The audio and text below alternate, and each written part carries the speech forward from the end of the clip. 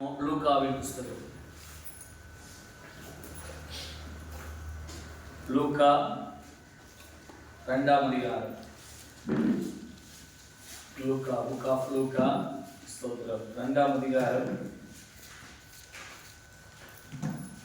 8வது வசனம் வாசிங்க.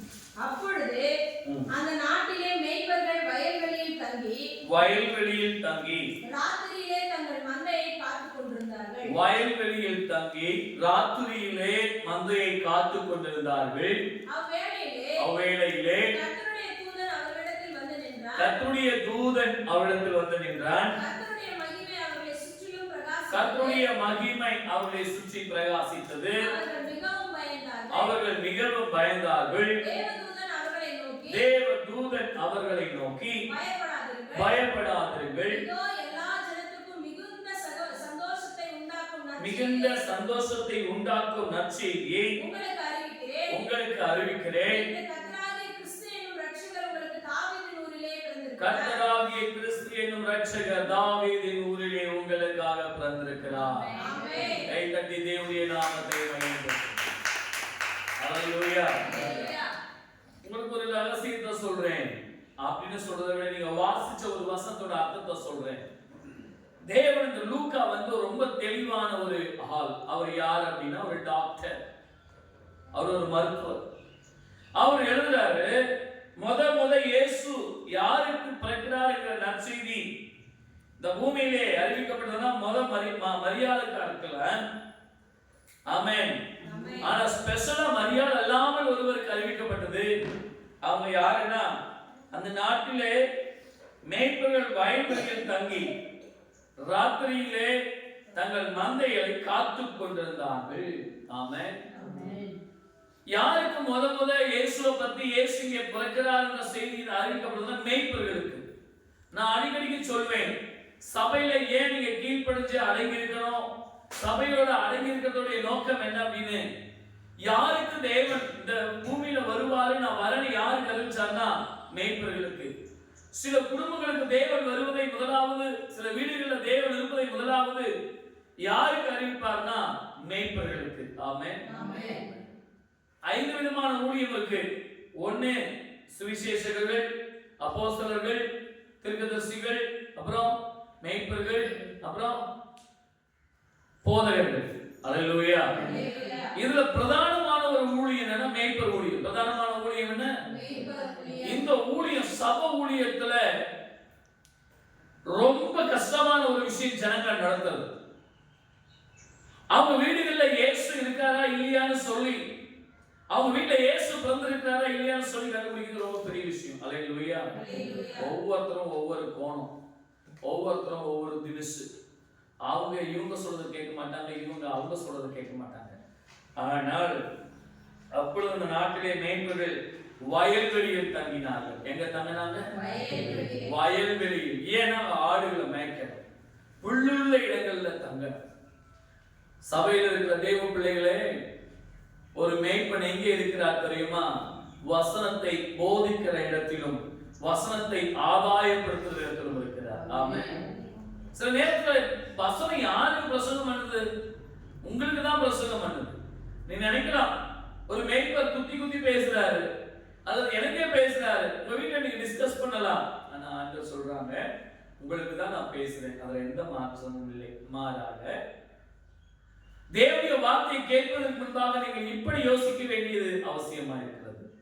இந்த வார்த்தையை என் மேய்ப்பன் வயல்வெளி என்கிற வேதத்திலும் வயல்வெளி என்கிற ஜபத்திலும் அமர்ந்து எனக்காக ஆயத்தப்படுத்தி கொண்டு வந்திருக்கிறார். அல்லேலூயா. உங்களுக்காக ஒரு மேய்ப்பன் போய் எங்க தங்க வேண்டிய ஒரு இடம் இருக்கு. எங்கன்னா அது வேதமும் வேத வசனமும். நான் ஒரு வாரத்துக்கு முன்னாடி இப்படி ஒரு பதிவை Facebookல பதிவு போட்டிருந்தேன். என்ன தெரியுமா? என் வாழ்க்கையில வேதமும் அவர் பாதமும் போகும். அல்லேலூயா. என் வாழ்க்கையில வேதமும் அவர் பாதமும் போதும். வேற எதையும் நான் பாக்கியமா நினைக்கல, வேற எதுவும் எனக்கு இலக்கும் அல்ல. ஆமென் சொல்லுங்க. என் வாழ்க்கையில ஒரு வேதத்துக்கு நான் முக்கியத்துவம் கொடுக்கிறேன், அவர் பாதத்துக்கு நான் முக்கியத்துவம் கொடுக்கிறேன்.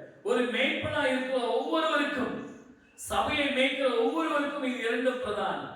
ஏன்னா அப்பதான் இயேசு எங்க பிறக்கிறார், யார் வீட்டுல இயேசு இருக்காரு, யார் வீட்டுல இயேசு இல்ல, யார் வீட்டுல பிசாசு இருக்கா, யார் வீட்டுல காசு தாண்டவமானு சொல்லி மேய்ப்பனுக்கு கர்த்தர் வெளிப்படுறார்.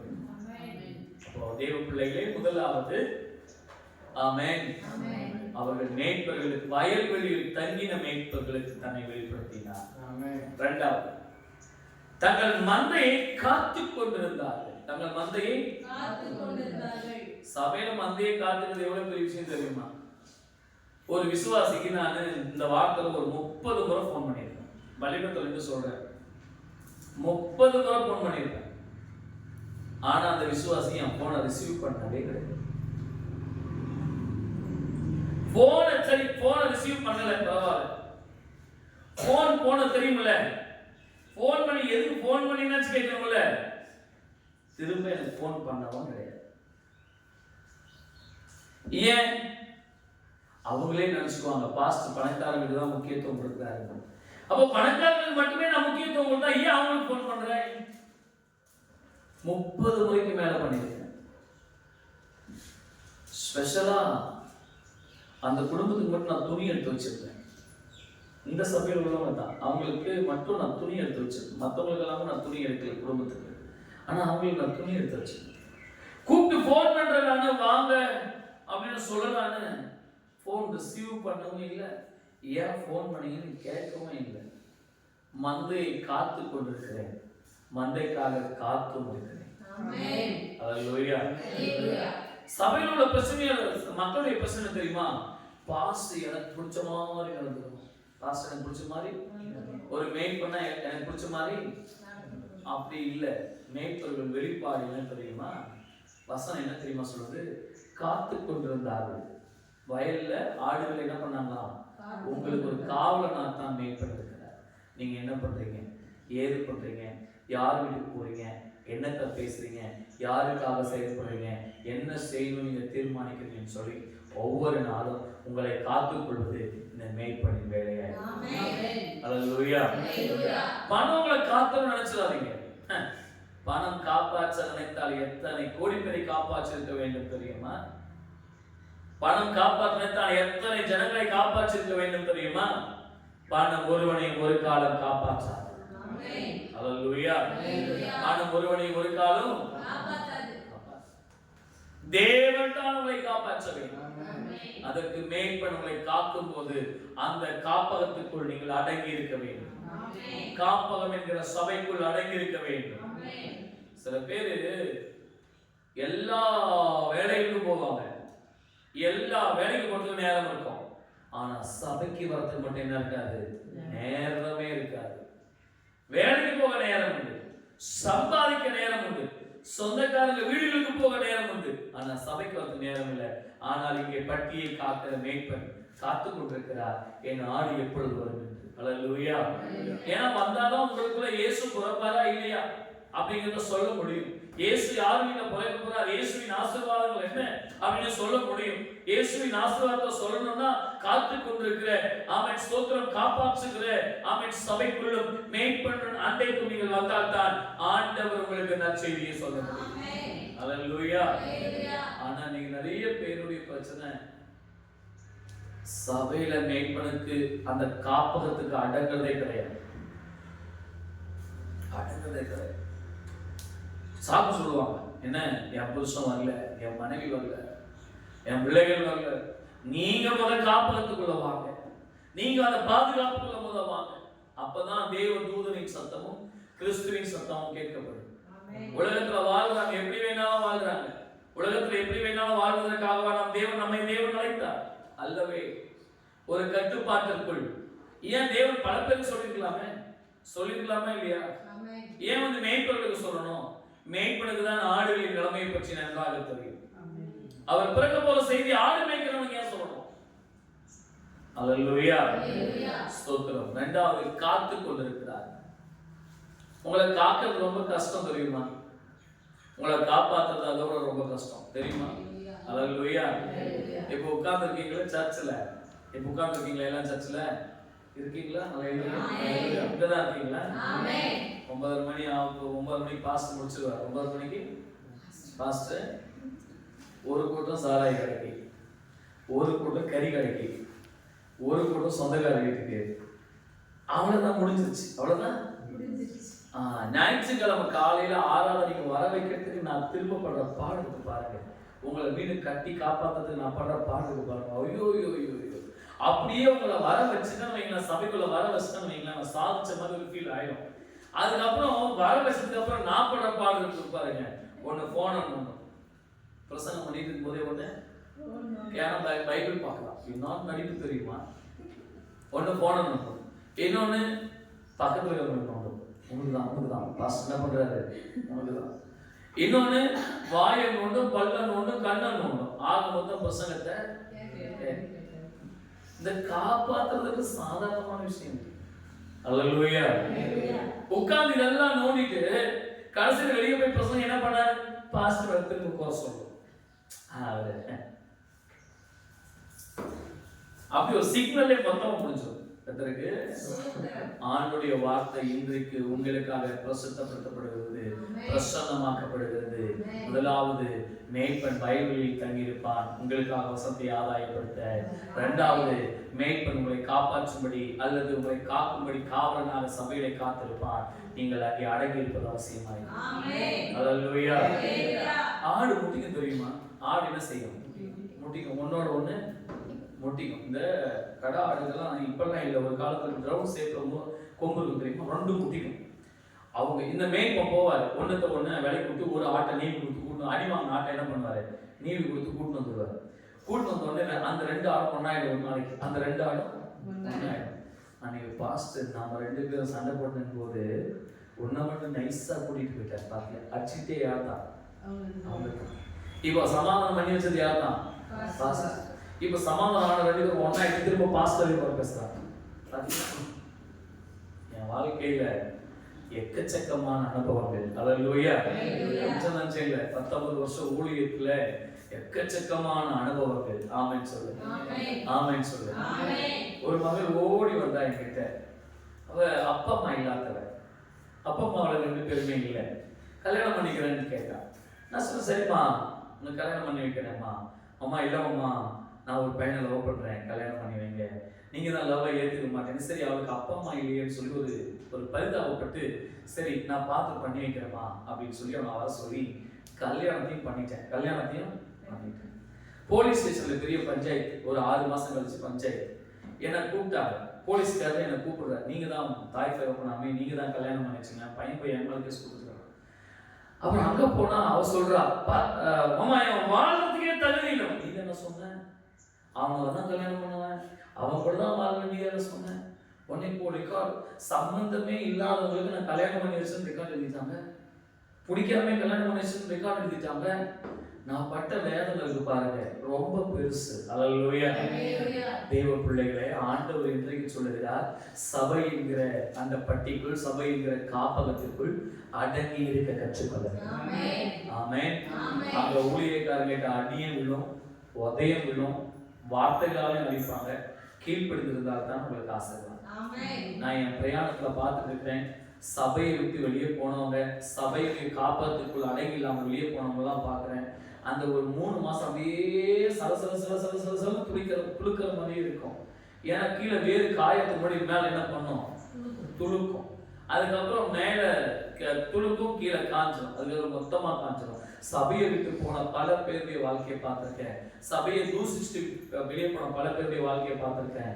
அவமானத்தின் உச்சத்தில் இருக்கிறார்கள், கஷ்டத்தின் உச்சத்தில் இருக்கிறார்கள். சபையில் இருக்கிற பெரிய ஆசீர்வாதமானால இல்லை, இன்னைக்கு கஷ்டம் தான். ஆனா கர்த்தர் கஷ்டத்துல கர்த்தர் என்ன பண்ணாரு? அல்லேலூயா.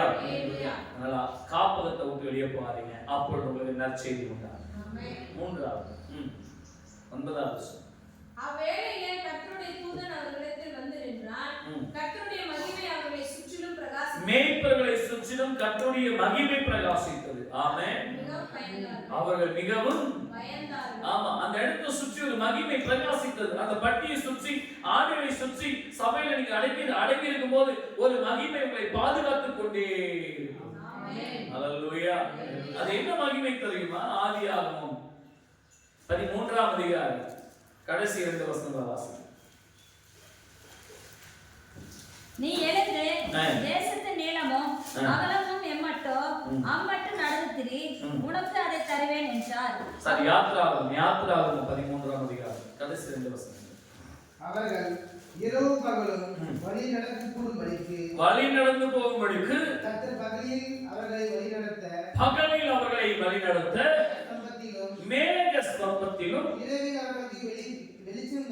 இரவில் அவர்களுக்கு வெளிச்சம் காட்ட அக்கினி ஸ்தம்பத்திலும் ஆமென். பகலிலே மேக ஸ்தம்பமும் இரவிலே அக்கினி ஸ்தம்பமும் ஜனங்களிடத்திலிருந்து விலகி போகவே இல்லை. அல்லேலூயா. ஜனங்கள் கீழ்ப்படியாதவர்கள் தான், கவனிக்கணும்.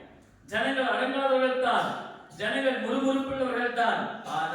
ஆனால் அவர்கள் மேய்ப்பன் என்கிற அந்த மோசைக்கு கீழே அடங்கி இருப்பதனால மேக ஸ்தம்பமோ அக்கினி ஸ்தம்பமோ அவர்களை விட்டு என்ன பண்ணல, விலகவே இல்லை. சபையில இருக்கிற வரைக்கும் உங்களுக்கு பெரிய பாதுகாப்பு. அல்லேலூயா. சபையில இருக்கிற வரைக்கும் ஜெபம் என்கிற பாதுகாப்பு, உபசரிப்பு என்கிற பாதுகாப்பு, ஆசீர்வாதம் என்கிற பாதுகாப்பு. ஒருவேளை சபையை விட்டு விலகிட்டீங்கன்னா உங்களுக்கு பாதுகாப்பு இல்லாம போயிடும். உங்களை சுற்றி ஒரு மகிமை பிரகாசிக்கும். நீங்க உலகத்துல போறீங்களா, வேலை செய்றீங்களா, நீங்க எங்கேயா போன ஒரு மகிமை பிரகாசிக்கும். நீங்க உயிரோடு இருப்பதே தேவ கிருபை. நீங்க உயிரோடு இருப்பது ஆண்டவர் அடிச்சாரு, காலை உடைச்சாரு, கையை உடைச்சாரு, கண்ணை நோண்டாரு, ஆனா அவங்களை முளைக்கல, மீண்டும் எழுதி செயல்பட வைத்தார். ஏன் தெரியுமா? நீங்க சபையில் இருக்கிறதுனால. அதே போல போய் பாருங்க, உலகத்துல விழுந்து அத்தனை பேர் செத்து போயிட்டான். நீங்க விழுந்தீங்களே, நீங்க ஆக்சிடென்ட் ஆனீங்களே, அந்த இடத்துல எவனா விழுந்து நான் செத்து போயிட்டான், ஆனா தேவன் உங்களை காப்பாற்றவில்லையா? அதுதான் மேக ஸ்தம்பம், அதுதான் அக்கினி ஸ்தம்பம். அல்லேலூயா. நம்ம சபையில இருந்து சில பேர் போனவங்களை நான் பார்க்கிறேன். திரும்ப அவங்க என்கிட்ட வரும்போது ஒரு விஷயத்த சொன்னாங்க. என்ன தெரியுமா? எங்களுக்கு தூக்கமே வரல. போயிட்டு திரும்ப வந்தவங்க சொன்ன வார்த்தை, தூக்கமே எனக்கு வரல, ப்ளீஸ் எனக்கு ஆச்சோம். சில பேர் திரும்பினாங்க, சில பேர் திரும்பாமே இருக்காங்க. ஆனா நான் சொல்றேன், ஆண்டவர் சொல்றாரு, உங்களுக்கு இங்கே உங்களை சுற்றிலும் ஒரு மகிமை பிரகாசிக்கும். இங்கே உங்களுக்கு ஒரு பெரிய பாதுகாப்பு இருக்கு. இங்கே உங்களை கர்த்தர் ஆசீர்வதிப்பார். இங்கே உங்கள் தேவைகளை தேவன் சந்திப்பார். உங்கள் கரங்களை பிடித்து நடத்துவார். அக்கினி ஸ்தம்பமும் மேக ஸ்தம்பமும் உங்களை சூழ காத்துக்கொள்ளும். அல்லேலூயா. அப்புறம் எல்லாருக்கும் மிகுந்த சந்தோஷத்தை உண்டாக்கும். இது நற்செய்தியா? கிறிஸ்து பிறந்தது நற்செய்தியான நற்செய்தி தான். ஆனா அன்றைக்கு ஏரோது ராஜா பூமி அரசாண்டான். ஏரோது ராஜா பூமி அரசாண்டதுனால அந்த நாட்கள்ல பெரிய கிறிஸ்தவர்கள் விரோதமா துக்கம் ரொம்ப பெருசா இருந்துச்சு. 2 வயசுக்குட்பட்ட எல்லா ஆண் பிள்ளைகளும் செத்து சாகணும்னு சொல்லி அரசாங்கத்தால் ஒரு காரியம் அறிவிக்கப்படுகிறது. அது நற்செய்தியா துக்க செய்தியா? உலகத்துக்கு துக்க செய்தி, கிறிஸ்தவர்களுக்கு ஒரு நற்செய்தி. ஆமென். இந்த உலகத்துல பல செய்திகள் உலகத்தை துக்கப்படுத்தும். ஆனால் என்னை ஒரு செய்தியும் துக்கப்படுத்தாது. அது எனக்கு நற்செய்தியா இருக்கும். நான் சாகிறது கூட எனக்கு நற்செய்தி தான். ஏன்னா நான் பரலோகத்துக்கு போவேன். உலகத்துக்கு அது என்னவா இருக்கும்? துர்ச்செய்தி. ஆனா எனக்கு ஆமென். நான் ஆண்டவருக்காக நிற்கிறவன். அல்லேலூயா. உலகத்துல இருக்கிற நல்ல செய்தி எல்லாம் உங்களுக்கு நல்ல செய்தி நினைச்சதாதீங்க. ஐயோ அவன் சம்பாதிக்கிறான் அப்படின்னு சொல்றது நல்ல செய்தியா? இல்ல. அவன் கோழிகள் வச்சிருக்கான் அப்படிங்கிற நல்ல செய்தியா? இல்ல. சந்தோஷமா இருக்கிறாங்க தான் நல்ல செய்தி. சமாதானமா இருக்காங்க தான் நல்ல செய்தியே. ஆமென். அல்லேலூயா. நான் பெங்களூர்ல ஒருத்தர் கூட டிராவல் பண்ண ஏற்கனவே சொல்லியிருக்கேன். ஒரு டீ ஒரு 350 ரூபாய்க்கு எனக்கு கொடுத்தா. ஒரு டீயோட விலை 350 ரூபாய். நல்லா அப்படிப்பட்ட செல்வங்க. வெளியே உயர்ந்த கார்ல டிராவல் பண்றாரு. நான் கேட்டேன், ஐயா சார் எப்படி இவ்வளவு ஆசீர்வாதமா இருக்கீங்க? அப்படி அவர் சொன்னாரு, தேவ கிருபையினால எனக்கு ஒரு 30 கோடி ரூபாய்க்கு மேல கடன் இருக்கு. எதனால? கிருபையினால 30 கோடி ரூபாய் கடன். எப்படி லக்ஸுரியா வாழ்றீங்க? இல்ல, வர வேண்டிய பணமும் இருக்கு, ஆனா வராது. இப்போ அது என்ன பண்ணாது? 30 கோடி நான் வட்டி கட்டுகிறேன். 30 கோடிக்கு ஆனாலும் கர்த்தர் என்னோடு ஆனாலும் கர்த்தர் என் வாழ்க்கையை அழிக்கல. 2 கோடி 3 கோடி வச்சிருக்கிறவனே வாழ்க்கையை முடிச்சிட்டான். ஆனா 30 கோடி வச்சிருக்கேன். நான் வெளிநாட்டுக்கு ஒரு சரக்கு அனுப்பிச்சேன் அவருடைய பிசினஸ்ல. போனது கொரோனா நேரத்துல போயிடுச்சு, ரிசீவ் ஆயிடுச்சு. ஆனா பணம் எனக்கு வரல. என்ன அது எனக்கு அவங்க அப்பாயின்மெண்ட் கொடுக்கல அந்த வெளிநாட்டுக்கு போறதுக்கு. அதனால எனக்கு பெரிய பிசினஸ் லாஸ். இப்போ நான் ஒரு காரியத்தை பண்ணிட்டு இருக்கேன். அது எனக்கு சக்சஸ் ஆயிடுச்சுன்னா எனக்கு ஒரு 60-70 கோடி ரூபாய் பிசினஸ் போகும். ஆனா அது ஆளுக்கு ஒரு 6-7 வருஷம் ஆகும். அதுக்கு நான் கவலைப்பட்டு முனைகிறவெல்லாம் மாட்டேன். எல்லாத்தையும் வித்து கடனெல்லாம் கொடுத்துருவேன். ஆனா ஒண்ணு, நான் சந்தோஷமா இருப்பேன். ஏன்னா என்ன நான் ஒரு சாதாரணமான பியூனா இருந்து இந்த அளவுக்கு நான் மேல வந்திருக்கேன். நான் மீண்டும் பியூனா வேலை செய்ய ரெடியா இருக்கேன். நான் வேலை செஞ்சா கர்த்தருக்கு அதுக்கு அவமானம். அதனால மீண்டும் என்னை கோடிகளுக்கு அதிபதியாக வைப்பார் என்கிற விசுவாசத்தோடு துக்க செய்தி கூட எங்களுக்கு என்னதான்? துக்க செய்தி கூட எங்களுக்கு என்னதான்? ஆமென். உலகத்துல துக்கம், ஆனா எனக்கு நற்செய்தி, சந்தோஷத்தை உண்டாக்குகிற நான் சொல்றேன் ஜாலி ஜாலி. நான் கடன்ல இருக்கேன், ஏன்னா என் கடனை பற்றி கர்த்தருக்கு தெரியும். என் வியாதியை பற்றி கர்த்தருக்கு தெரியும். என் போராட்டத்தை பற்றி கர்த்தருக்கு தெரியும். ஒரு நாள் நிச்சயம் மாற்றும். ஆசீர்வாதமாயிருக்கும். ஹல்லேலூயா. கடைசியா 11வது வசனம். இன்று கர்த்தராகிய கிறிஸ்து என்னும் இரட்சகர் உங்களுக்கு தாவீதின் ஊரிலே பிறந்திருக்கிறார். ஆமென். இன்று கர்த்தராகிய கிறிஸ்து என்னும் இரட்சகர் உங்களுக்காக தாவீதின் ஊரிலே பிறந்திருக்கிறார். ஆமென். ஒரு இரட்சகர், இதுல இருந்து மீட்டெடுக்கிற இரட்சகர், போராட்டம் மீட்டெடுக்கிற இரட்சகர். அந்த செய்தியை தான் மேய்ப்பர்கள் சொன்னாங்க. ஆமென். சபைக்கு வர நீங்க என்னத்தை எதிர்பார்க்கணும் தெரியுமா?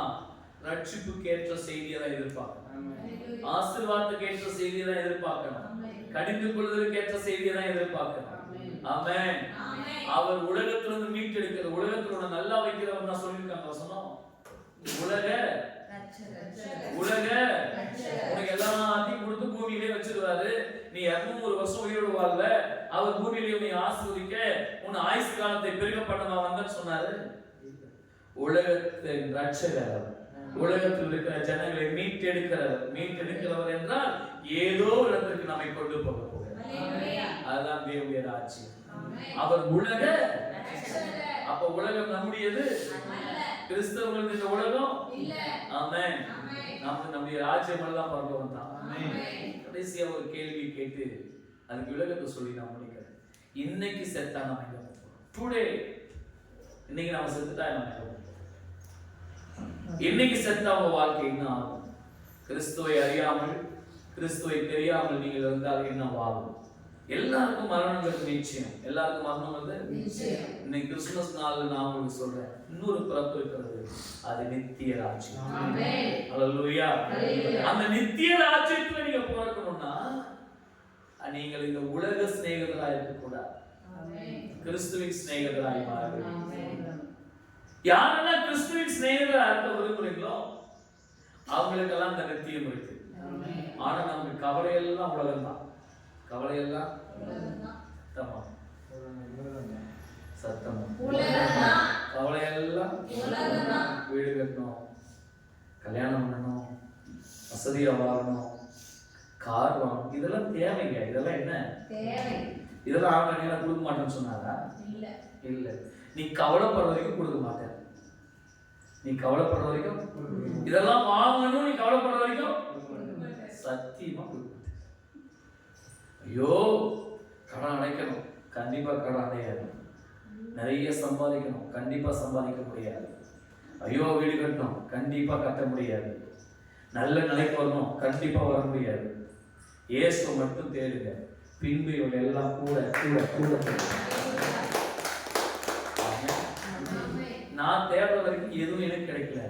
நான் தேட வேண்டியதை தேடினேன். என்ன தேட வேண்டியது எனக்கு பின்னால ஓடிட்டே. நான் இப்படி ஒரு ஆசீர்வாதத்தை சொல்லி அனுப்புறேன். உங்களுக்கு கிறிஸ்துவின் பிறந்த நாளில் அப்படின்னு சொல்ல விட கிறிஸ்து நமக்குள் பிறந்த நாளில். ஹல்லேலூயா. உலகத்தை தேர்தலை நிறுத்துங்க. உலகத்தை தேர்தலை போதும் என்கிற சொல்லுங்க. மனதுடனே கூடிய தேவ பக்தியே மிகுந்த ஆதாயம். ஆமென்.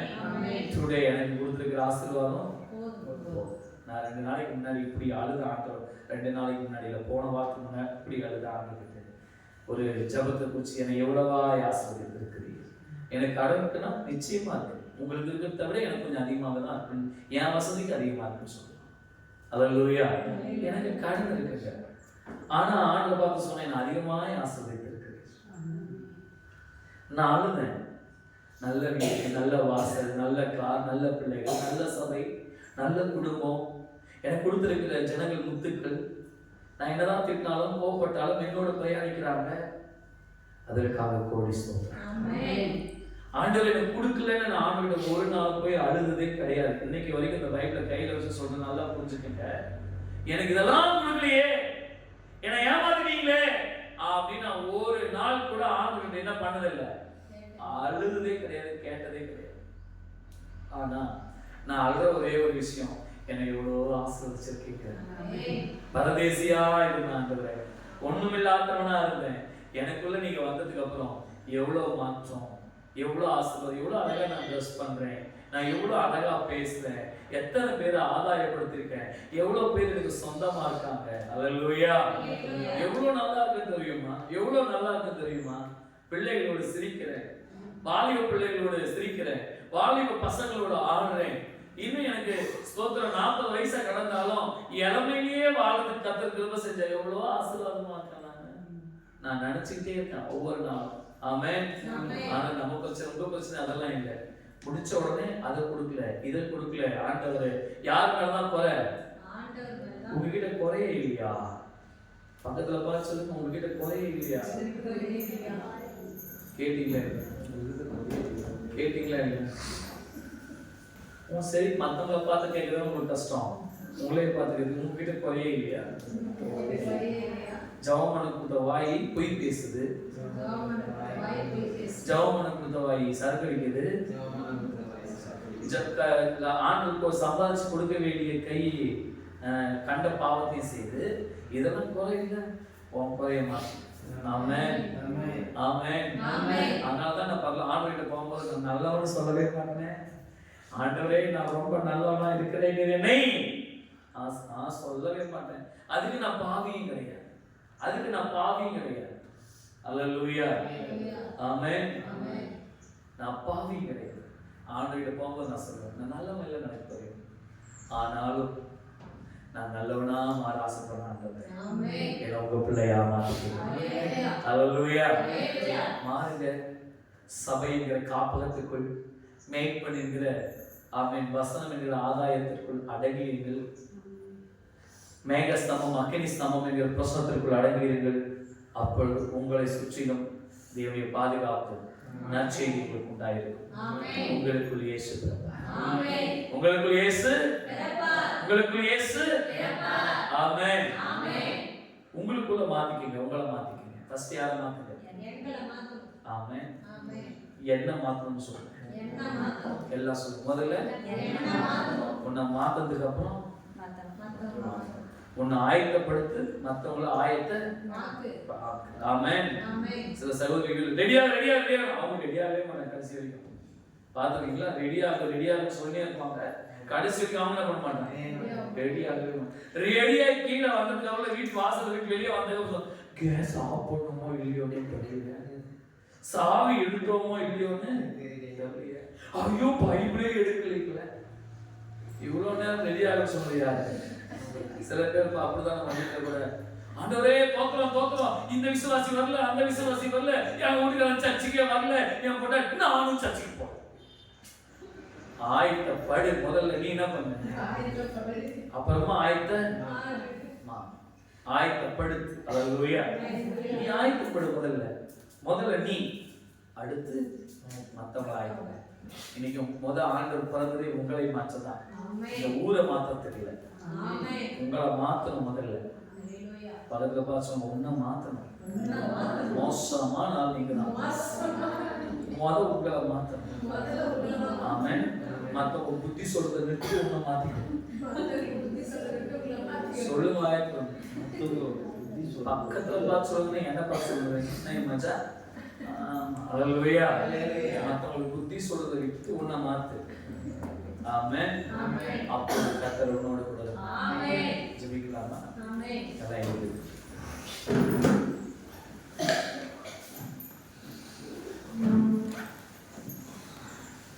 ஹalleluya ஸ்தோத்திரம். நன்றி ஸ்தோத்திரம். கர்த்தாவே ஸ்தோத்திரம். ஹalleluya. ஆமென். சபை என்கிற மேய்ப்பனும் சபை என்கிற காப்பகத்திலும் நான் அடங்கி இருக்க விரும்புகிறேன். மேக ஸ்தம்பம் அக்கினி ஸ்தம்பம் என் குடும்பத்தை சூழ்ந்து கொள்வதா. மேக ஸ்தம்பம் அக்கினி ஸ்தம்பம் என் குடும்பத்தை சூழ்ந்து கொள்வதா. இங்க இருக்கிற ஒவ்வொருவரையுமே ஆண்டவர் ஆசீர்வதி. இங்க இருக்கிற ஒவ்வொருவரையுமே ஆண்டவர் ஆசீர்வதி. ஸ்தோத்திரங்க தாவே ஒப்பு கொடுக்கிறோம். நீங்க மேன்மைப்படுத்துங்க சாமி. ஆமென். நீங்க 2 பேருக்கு பர்த்டே உங்களுக்கு ஜெபம் பண்ணிடுவோம். ஆமென். ஸ்தோத்திரம். தம்பி கார்த்திகாவை கையில உயர்த்தி ஆண்டவரே முன்னாடி வாங்காத்தி. ஆமென். ஸ்தோத்திரம். இயேசுவின் நாமத்தில் உம்முடைய மகனை மீது ஆசீர்வதியும். ஆமென். கர்த்தருடைய நாமத்தினால் ஆமென். ஸ்தோத்திரம். ஜனங்களை பார்த்து தகப்பனே ஆண்டவரே உம்முடைய மகனை நான் ஆசீர்வதிக்கிறேன். சகல நன்மையும் சகல ஆசீர்வாதம் உண்டாகும் சொல்லுகிறேன். தேவனே நீர் எங்களை ஆசீர்வதித்தீர். மல்கிசேதேக் ஆபிரகாமை ஆசீர்வதித்தார். ஆபிரகாம் ஈசாக்கை ஆசீர்வதித்தார். ஈசாக் யாக்கோபை ஆசீர்வதித்தார். யாக்கோபு ஆண்டவர் யோசேப்பை ஆசீர்வதித்தார். யோசேப்பு சமஸ்த இஸ்ரவேலரையும் ஆசீர்வதித்தார். அப்படியே நானும் என்னுடைய மகனை ஆசீர்வதிக்கிறேன். பழகி பெருகி இருப்பார். இயேசுவின் நாமத்தில் ஆமென். கர்த்தர் ஜெபத்தை கேட்டார். சகோதரி கிறிஸ்டி முன்னாடி ஆண்டவரே உங்களுக்கு ஸ்தோத்திரம். அவங்களுடைய பர்த்டே நீங்க அவங்களுக்கு ஜெபிக்க போறோம். இந்த பக்கமாக இங்க வந்து ஆண்டவரே ஸ்தோத்திரம். இயேசுவின் நாமத்தில் ஆண்டவரே உம்முடைய மகளை நான் ஆசீர்வதிக்கிறேன். பிதாவே என் சகோதரியே நீ கோடான கோடி பெருகுவாயாக. உனக்குள்ளிருந்து ராஜ்யங்களும் உனக்குள்ளிருந்து ராஜாக்களும் புறப்படுவார்களாக. அப்படியே அந்த வேத வசனத்தின்படி நாம் மனதால் ஆசீர்வதிக்கிறோம். ஒவ்வொரு நாள் ஆசீர்வதிக்கப்பட்டிருக்கிறோம். இயேசுவின் நாமத்தில் பிதாவே இந்த ஜெபத்தை கேட்டபடியா இருக்கிற நம்ம எல்லாரையும் கர்த்தர் ஆசீர்வதித்து பெருக செய்யும்படி கர்த்தரை ஸ்தோத்திரம் பண்ணுவோம். பாஸ்டர் முன்னாடி இருந்து ஜெபம் பண்ணுங்க. கடைசி ஜெபம். நன்றி ஆண்டவரே. எஸ் ஹalleluya ஸ்தோத்திரம். எல்லாம் தங்களை எப்படி தலையில தந்து ஜெபம் பண்ணுவோம். ஒருவராய் பெரிய காரியங்களை செய்கிற தேவனே நன்றியோடு வைத்துதிக்கிறோம். விசுவத்தரிக்கிறப்பா எல்லாருக்கும் நற்செய்தி உண்டாக்கும். அப்பாவின் மிகுந்த சந்தோஷத்தை உண்டாக்கும் நற்செய்தி நீர் அப்பா அந்த உலகத்துக்கு கொடுத்தது போல நீர் பிறந்த நாளில் அப்பா இங்க வந்திருக்கிற ஒவ்வொரு உலகத்துக்குள்ள நீர் பிறந்த நீர் ஆளுகை செய்தி அப்பா எங்கள் மூலமா இன்னும் அநேக ரட்சிக்கப்பட்டு அவருடைய சபைக்கு கொண்டு வந்து சேர்க்கிற பிள்ளைகளை எங்களை மாற்றினார். தேவனுடைய நாம மாறுகிற மகிமைப்படட்டும். அப்பா இந்த நாளிலே கேட்ட செய்தின்படியாக அவையவரை நான் உமக்குள்ள வாழ தேவனை மற்றொரு உமக்குள் ஆதரப்படுத்தி அப்பா சபைக்கு கொண்டு வருவதெல்லாம் என்னை மாற்ற வேண்டுமாய் ஜெபிக்கிறோம். வந்திருக்கிற வாழ்க்கையில் கஷ்டங்கள் பாடுகள் துக்கங்கள் எல்லாவற்றையும் எடுத்துக்கொண்டு தேவா தேவன் தாமே மிகுந்த சந்தோஷத்தையும் அவனுடைய சமாதானத்தையும் ஆசீர்வாதத்தையும் தந்தரலி அவளை ஆசீர்வதித்து வழிநடத்த வேண்டுமாய் ஜெபிக்கிறோம். உங்களுடைய கிருபையின்கார மாத்திரம் கூட அந்த வழி நடத்தட்டும். எல்லாவற்றுக்கும் மேலான எங்களை கருத்தை பிடித்து நீங்க நடத்துங்க இசப்பா. உங்களுடைய கருத்துல முற்றிலுமாய் தாழ்த்தி ஒப்புக் கொடுக்கிறோம். மாறாத இயேசுவின் நாமத்தில் கேட்கிறோம் நல்ல பிதாவே. ஆமென். ஆத்துமாவே கர்த்தரை ஸ்தோத்திரி. உள்ளமே சுனாதே சுனாதே. என் ஆத்துமாவே கர்த்தரை